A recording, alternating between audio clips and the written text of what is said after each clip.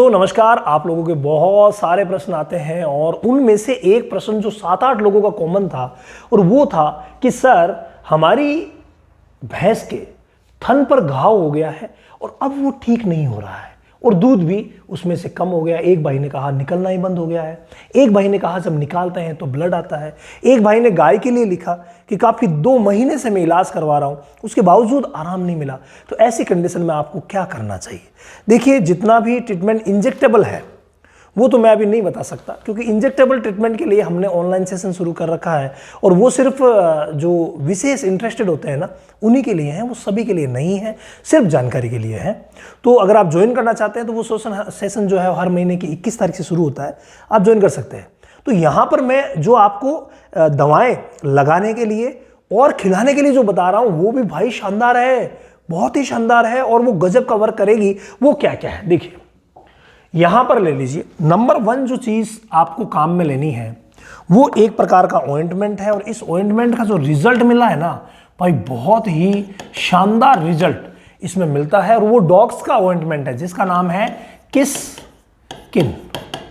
इसको आप इस्तेमाल कर सकते हैं, सुबह और शाम दोनों टाइम लगाइए, बहुत अच्छा वर्क करता है, बहुत शानदार वर्क करता है।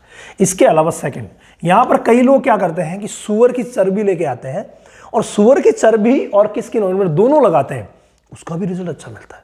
तो ये अगर आपने नहीं किया है तो कर सकते हैं। इसके अलावा सेकंड जो आपको काम करना है वो कुछ ऐसी चीजें यूज करनी है। मैंने बहुत सारी मेस्टाइटिस के लिए आपको चीजें बता रखी है, उनमें से एक है मस्टी किट। मस्टी किट चाहे कोई सा ही ले लीजिए, मस्टी वेल भी आता है, मस्टी किट के नाम से भी आता है, MNM आता है या मेमिडियम आता है, कोई सा भी ले लीजिए।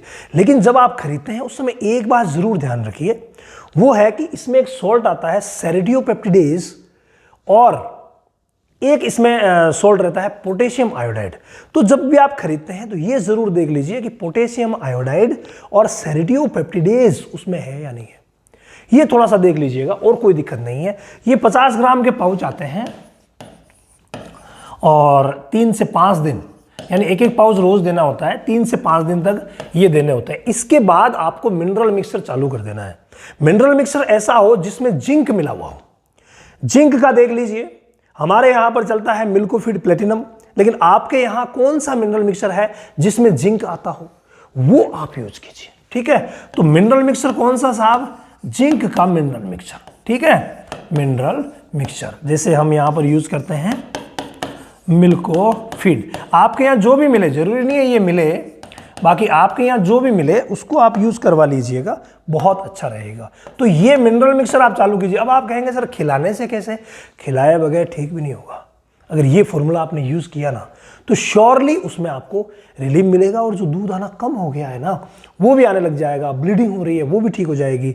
इसके अलावा आप अपने नज़दीकी पशु चिकित्सक की सलाह से ही ये यूज कीजिएगा। एक और मैं आपको एक मेडिसिन बता दूं जो कि घाव के लिए गोली आती है जिसका नाम है टिश्यू एड। जी हाँ, एक आती है TRP ले लीजिए या टिश्यू एड ले लीजिए। रोज की एक गोली देते रहिए और एक अगर सुबह शाम देते हैं 5 दिन तक तो भाई बहुत गजब का रिजल्ट है।